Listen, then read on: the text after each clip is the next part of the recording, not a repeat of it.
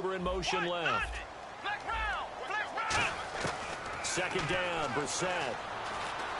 He's got the hook up to Andre Holmes.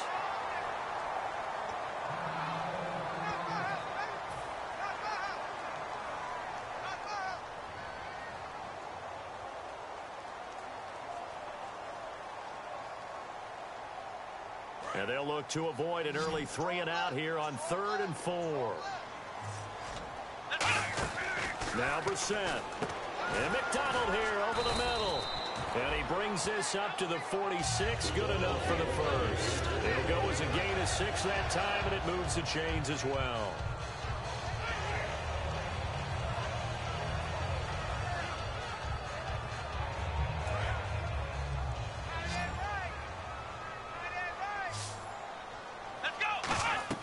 First down, Brissett. They go screen pass to Hyde. It's a loss of a yard there, and now second down. You know what the key to a good screen pass is, don't you? Bet you're going to tell me. Good blocking? Well, good blocking eventually. But first is good acting. You want to let the defenders go past you, leak out to whichever side or even in the middle where you want to set up the screen, and then you do your blocking. How about the read, though, by the defensive guys? They weren't fooled at all and actually ran with the lineman to where the play was and smothered it for a loss of yardage. And they'll lose a yard that time, and that's going to lead to a 3rd down.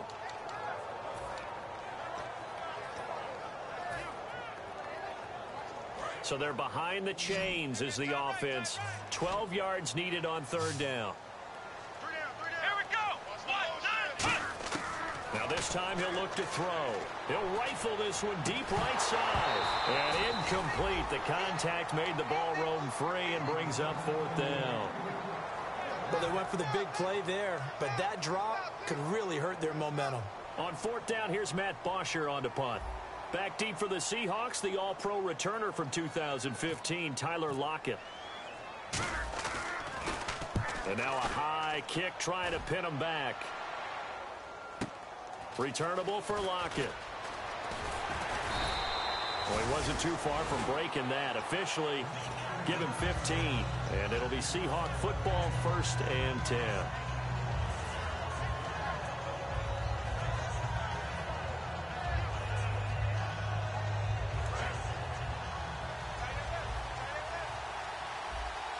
They come out here in the eye. And the hard count got the defense there. Encroachment and the 5-yard penalty.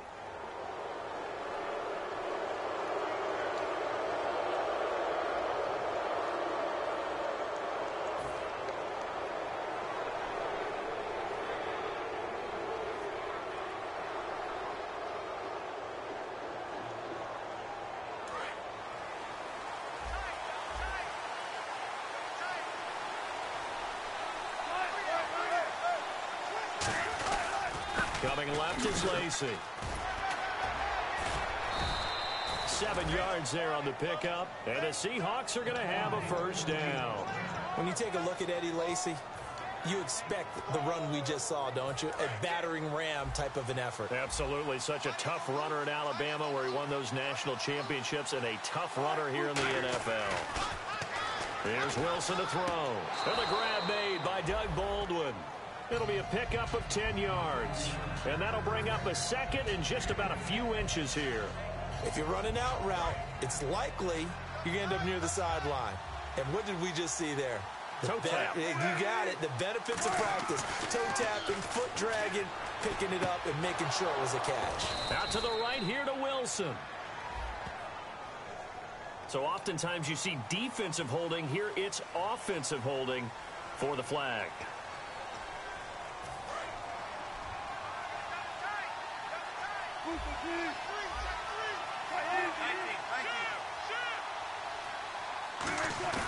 Play action. Now Wilson. He's got time in the pocket. He's going to let this one go deep. It's caught at the 10. It's a big hook up there. Wilson to Baldwin. 55 yards. A great job pulling that one in from a guy, as we know, who can really blaze. He's got a lot of speed. And that speed can work for him so many different ways. Sometimes he just takes off and goes and just runs past people. Sometimes you get people to back off so far that you can catch everything underneath. but still. And he is in for the Seattle touchdown. Thomas rolls his 4th touchdown on the year. And the Seahawks have taken a first-quarter lead. I know we don't talk about it enough, but the intelligence level of the guys up front blocking, the offensive linemen, maybe the smartest guys in football overall. Add in a little bit of athleticism and a whole lot of toughness, you've got a lot to deal with, don't you? That's why the guys in the backfield get them really nice Christmas gifts, right? If they're smart, they do. The kick unit for the Seahawks out there on the field, and we are ready to rock. And it's a short kick taken out beyond the 20. And they're going to start this drive in pretty good shape as they get it up past the 30. And the 49ers getting set to trot out there. And last time out they had to punt the football away. Anything positive possibly to take from that? There always is when you're punting the football away. It doesn't sound like it because you're giving it up. But you've avoided a mistake. At least you didn't turn it over. You didn't turn it over, right? You're giving your defense a chance, because you're punting the ball away and they're set to go on the field as opposed to sudden change after a turnover. Wow, now we got to go out there and stop people. So, yeah, there's always something positive to be gained from it. And a lot of the weight of this offense falls on the shoulders of the running back. That's because the offense knows if they give him any openings, any opportunities, he can turn it into a big play at any time.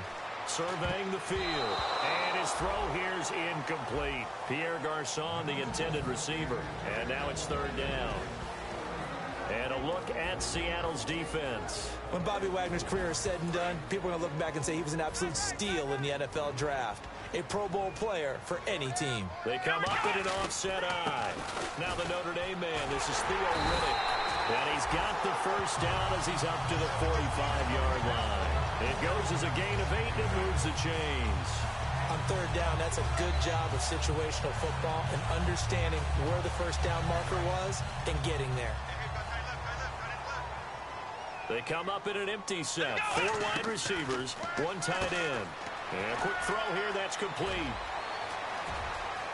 And he gets this one all the way down inside the 20-yard line. They give him a gain of 37.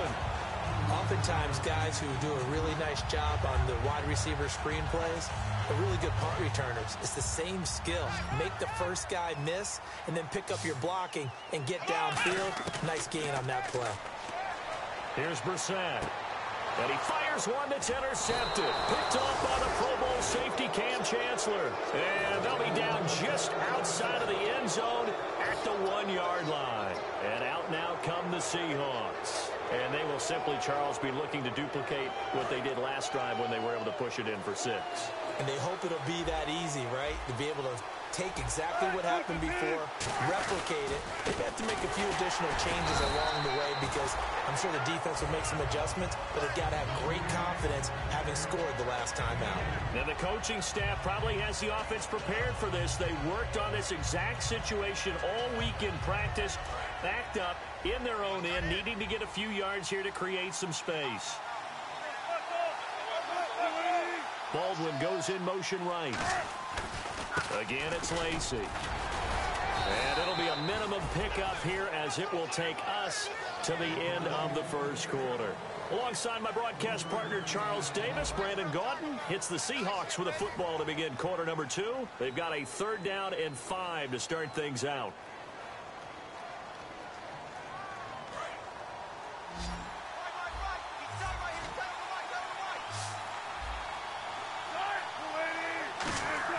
Now Wilson down around his goal line. It's caught outright by Graham. And he is going to lose yardage here. A loss of a yard, and it brings up 4th. Here's John Ryan now. And no room for error here as his first punt comes from deep in his own end zone.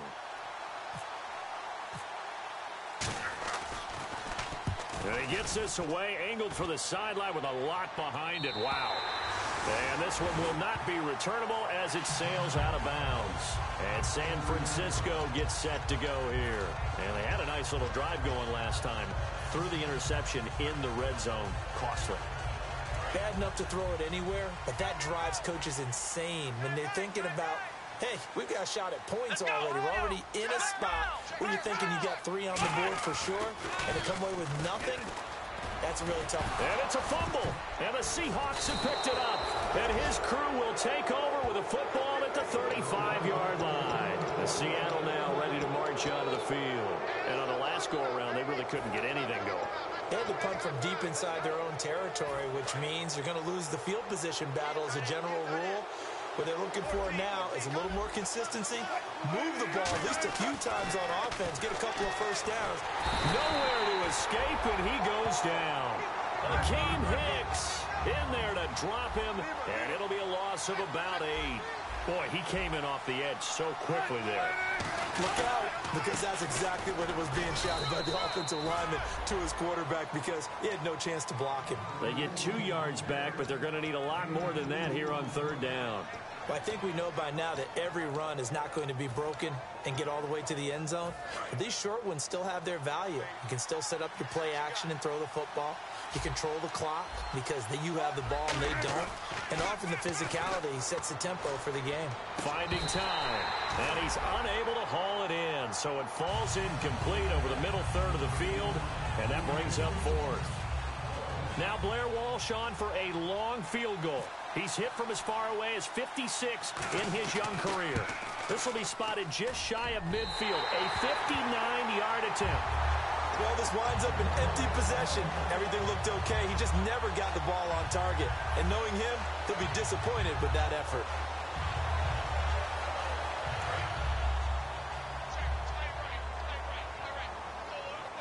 They'll come out in the pistol.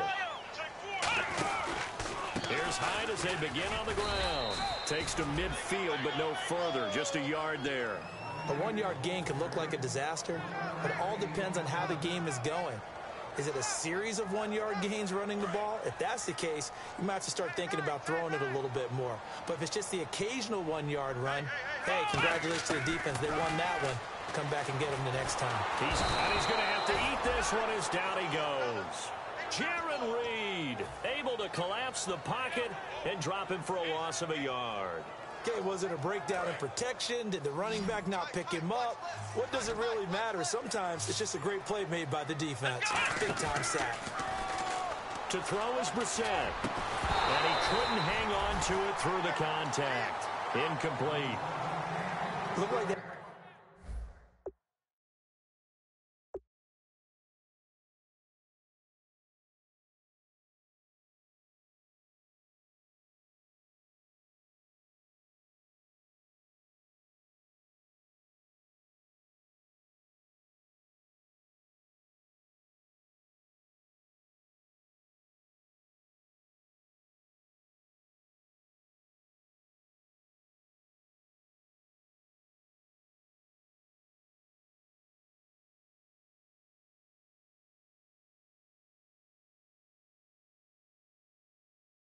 Had an opportunity for a big play across the middle, but he didn't have the concentration or the focus necessary and dropped it before he could haul it in.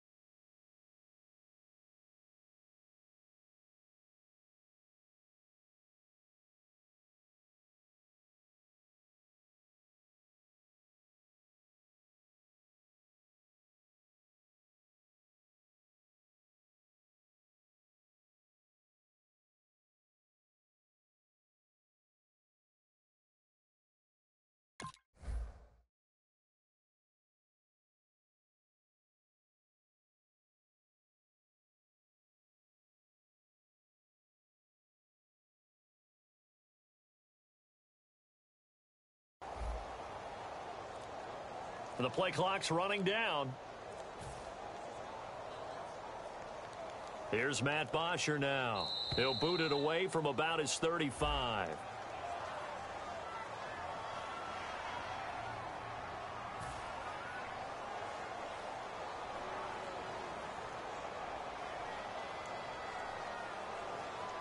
Here's Matt Bosher now as he'll kick it away for the second time.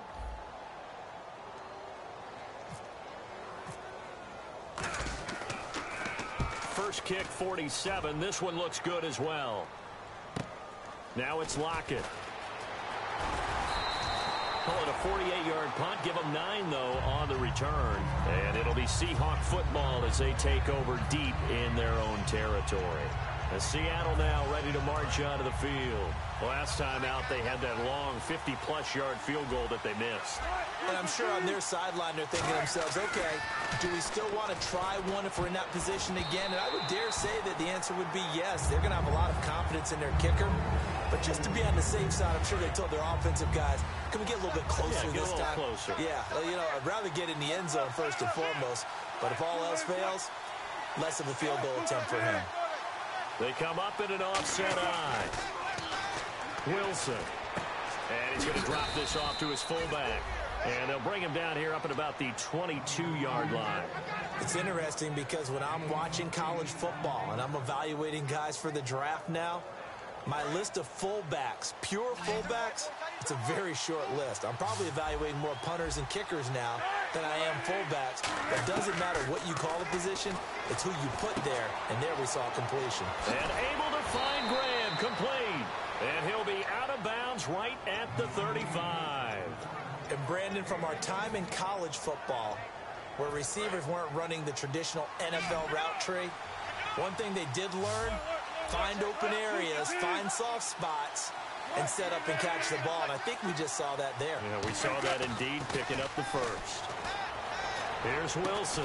It's caught on the left side by Baldwin. It's a pickup of 16 there, and it'll lead to a new set of downs. I don't care how many times you tell the story, it never loses its luster for me. Doug Baldwin, undrafted out of Stanford, and plays like a #1 receiver should in the NFL. I don't care how you cover him. I don't care that his size isn't great. He's the one that typically comes up with the football. Absolutely. His roots go all the way back to Gulf Breeze, Florida, where he's from, right on the water near Pensacola, and then, of course, to Stanford, and, boy, he's been good. See if they stay on the ground for second down. 2 minutes remain here in the first half. My good friend Charles and I right back at you after this.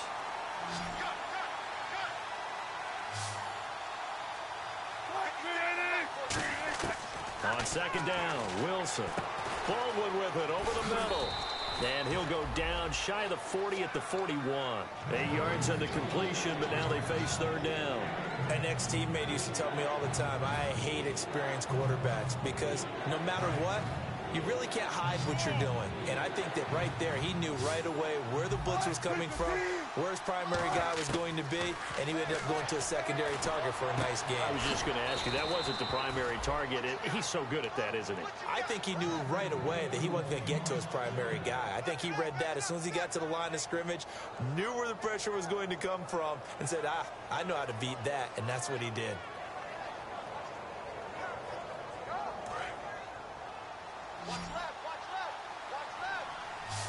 One back is Lacey.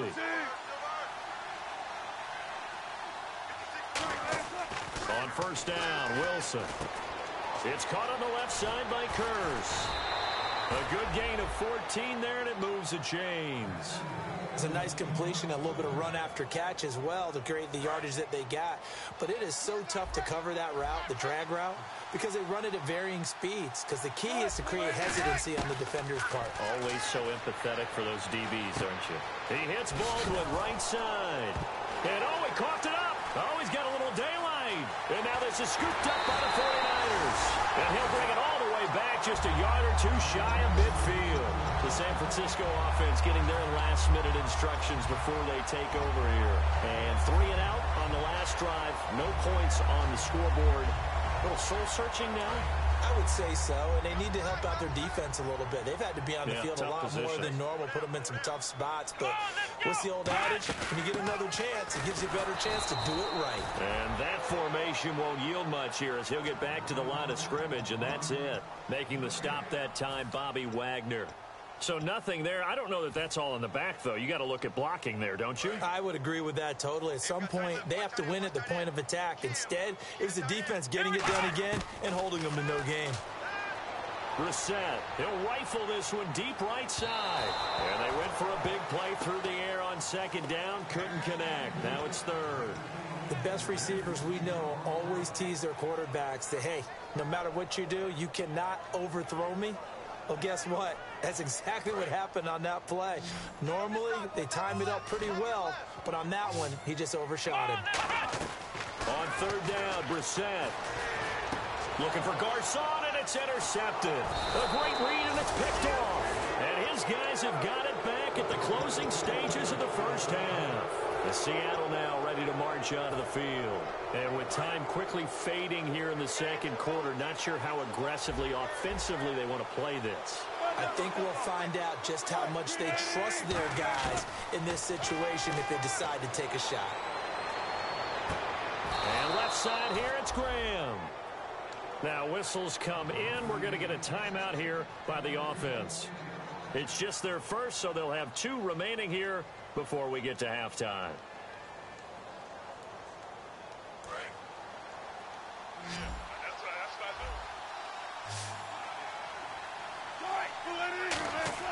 Throwing now, Wilson on first down.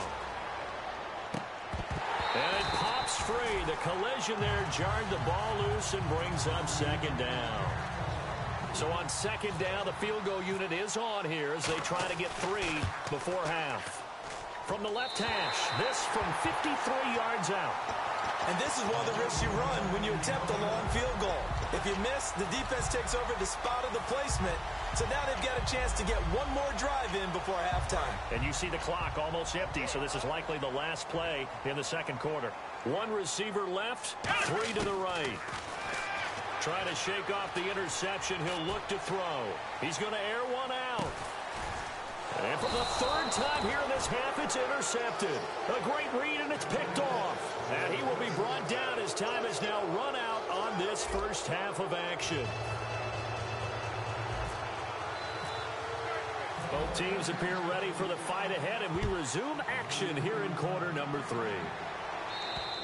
And they will not get a chance to return this one as it's through the end zone for a touchback. The Seahawks offense now, they get set to go back to work. They have the lead. Now they'll be looking for some separation here as we begin the third quarter. I like the way you term that because now I think they go a little bit deeper into their playbook.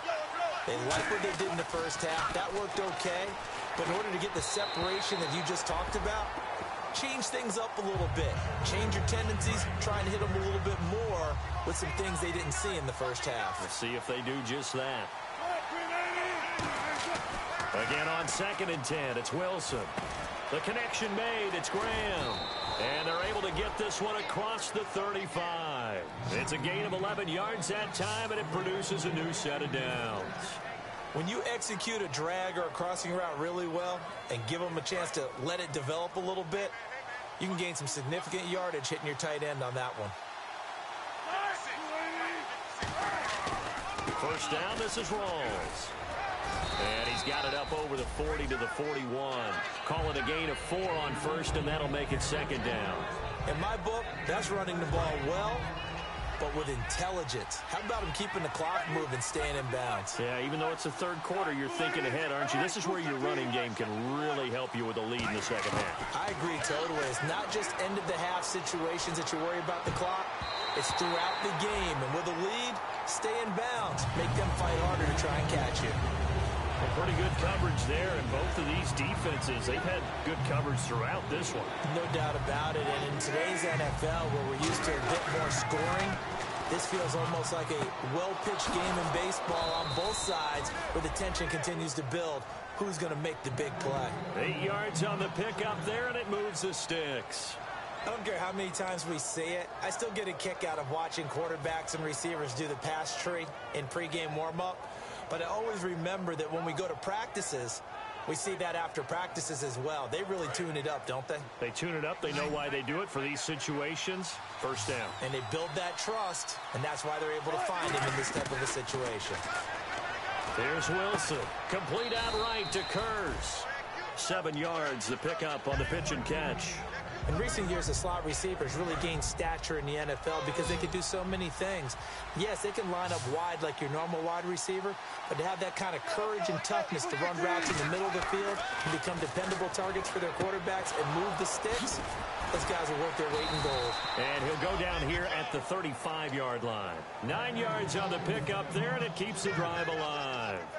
And when you're playing a quarterback with some experience and some moxie, you enter the danger zone when you decide to blitz him, because if he's able to diagnose as he did on that play, he can hurt you downfield. He reads defenses so well, doesn't he? He really does, and the best part about that play for him, I don't think that was his primary target. I don't think so either. I think he had the read, figured out where the blitz was coming from, and went to a secondary target for a really nice game. And the offense moving in the wrong direction here now as they face a 2nd and 12.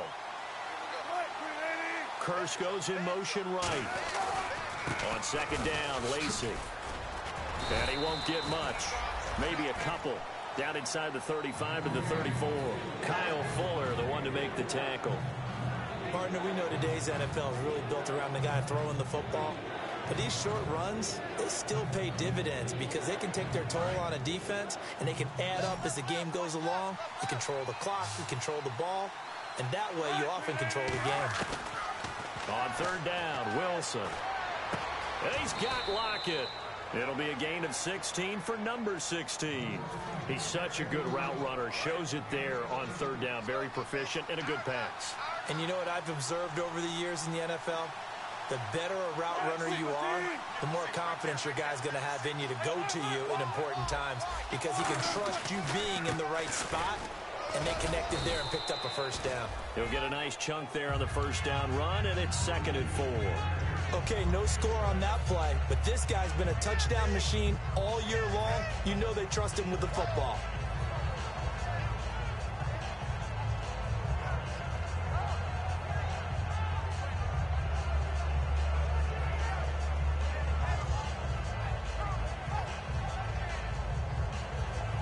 And the seemingly endless drive continues.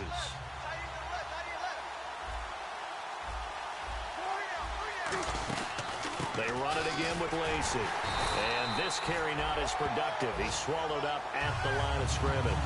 They'll lose a yard, and it brings up 3rd. And that's why you see so many teams play a 3-4 defense, because that set gives you a lot of flexibility about where to bring pressure from, and it's hard for an offense to pick it up. Left side, right side, up the middle, especially with some really flexible linebackers.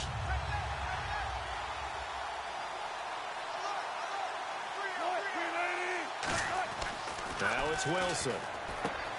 He's got Kurz. And he has the 1st down before he's tackled at the 5. Well, they've had a great, impressive drive going here, and that pickup ensures the drive continues.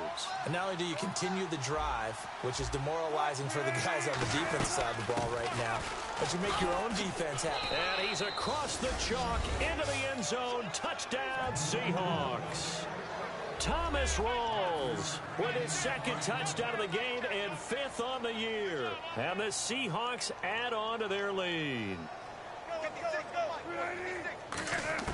Wilson going to throw for it. Escaping the pressure right. And they don't get it. They tried for the 2-point conversion there, but unsuccessful. Protection was great. He had time to set up a campsite. But in the secondary, though, they were ready. And I think that in most places on the field, if you have that much time to throw the ball, someone's going to shake free and you'll find an open receiver. But condensed near the goal line on a 2-point conversion, all that exit, there's not any extra field. So it kind of closes in on them, and that allows you to cover a little bit better. Here's a look at the 49ers offense as they make their way out for their first possession of the second half. They're down in this game. A chance for the offense, though, to put something on the board, get some momentum here in half 2.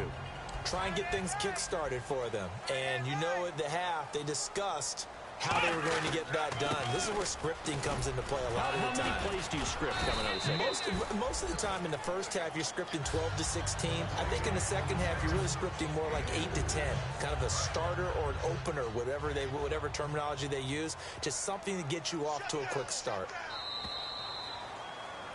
Back now here in Santa Clara.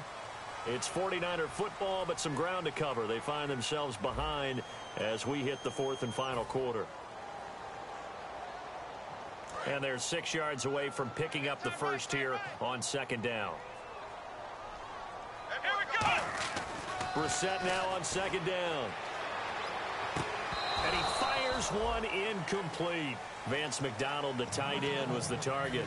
And that'll make it third down. Normally, he's pretty reliable. Usually catches what's thrown to him.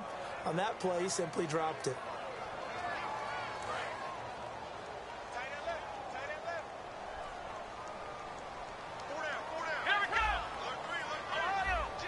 They come up in an offset eye. Here's Brissett. He's got time in the pocket. This one complete, right side to McDonald. They get only 4 that time as that leads us to a fourth down. So much about offense is what you call hidden yardage. You know, you throw the ball to someone, they catch it, and then they can make a big play. You know, they create a play, run after catch. They did a really nice job there of limiting that and keeping him from a first down. Yeah, stopped him in his tracks. But able to find Garcon. 7 yards on the play, and they're able to pick up the conversion here on fourth down. I remember in pregame when we were talking to him on the field, and he took his gloves off and showed us his fingers. A few misshapen ones in there, and now we know why, trying to catch those types of bullets. That was a dart. Yeah, even for a talented receiver, those are tough to hang on to. Oh, he's got a man wide open, complete. It's a 9-yard pickup on the play, and it'll be second and about a yard to go for the first. They'll send a receiver in motion left. Brissett again. Over the middle to Garcon. And they'll get this one down to about the 20-yard line. Well, even after all those interceptions, he's not deterred, still confident to go deep at work there. I think all the old rules about playing that position still apply. If things go wrong, you still act like you're the best player out on the field. You still carry that supreme arrogance with you and continue to fire the ball. I've seen guys have games like this, and this is where you find out if you're great or not. Can you overcome some interceptions and still lead your team to victory? Second down, Brissett. To the sideline, and oh, a nice catch there. Made sure the feet were inbounds, and they were. Let's make this one simple.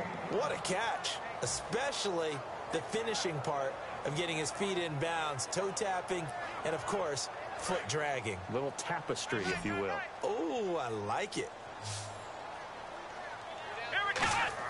Brissett from the gun on third. And almost intercepted. Would have been a huge pick in the end zone, but as it stands, that brings up fourth. A missed opportunity for an interception would have killed off a drive. They had a chance there to finish things off. Didn't get it done. I guess that's why a lot of those guys do not play offense. And he finds McDonald. And he'll be taken down, but he does have first down yardage. Called a gain of 13 yards on the play. And the decision to go for it pays off. They've got a first and goal. Well, just play after play after play on this long drive for the offense. And on the outside there, and he'll take this into the end zone for a San Francisco touchdown. Jacoby Brissett with touchdown number 12 on the year. And the 49ers are back within a score.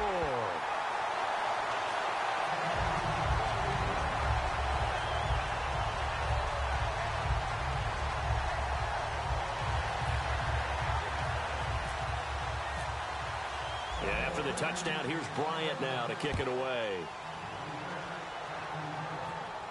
Tyler Lockett now with a return. And he'll get it up just past the 20, and his guys will go to work at the 21-yard line. And Seattle now ready to march onto the field. And they were able to punch it in the end zone last time. They'll be looking to do that again here for the defense. obviously they'll be looking to stop them from punching it back in the end zone. It always is punch-counter-punch, isn't it? And which team has the advantage? Well, let's just go back. Last time on offense, they rolled downfield, got into a good rhythm. You can see a little more bounce in and out of the huddle. You can see that sideline really get into the game. So defensively, you're thinking to yourself, how do we take that away from them? How do we get the advantage back? Let's see what they come up with. I think pressure is always the first way to go. You love pressure. I love it. We'll see if they dial it up this drive. Let's go, let's go.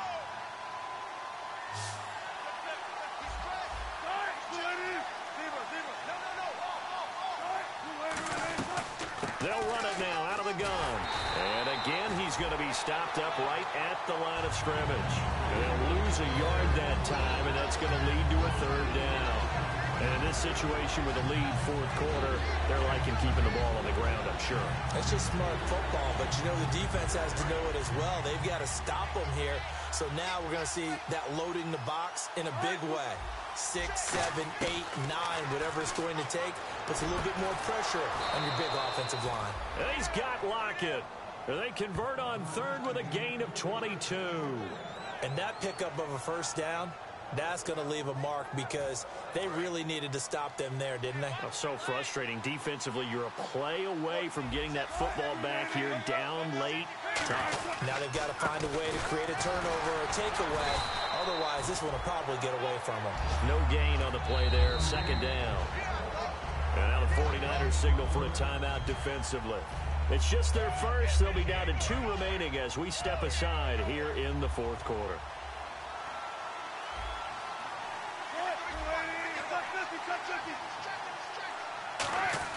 On second down, Wilson.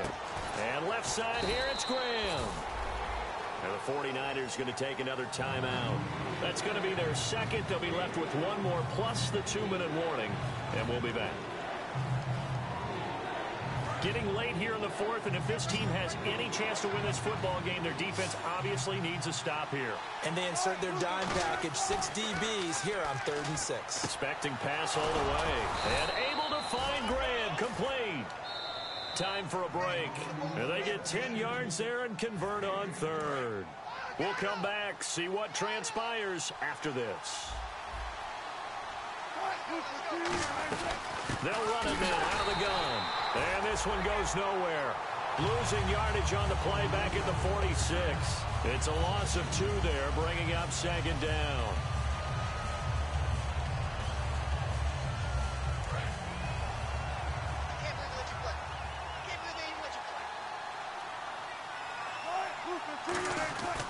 They stay on the ground. This time it's Lacy. 20. And he's brought down, but not before reaching the 8-yard line. They give him a gain of 38. Just keep the ball on the ground. Do a little pounding. Chew up some clock. If they can get it in, that might be enough to get them home. And if not, the clock is definitely their friend.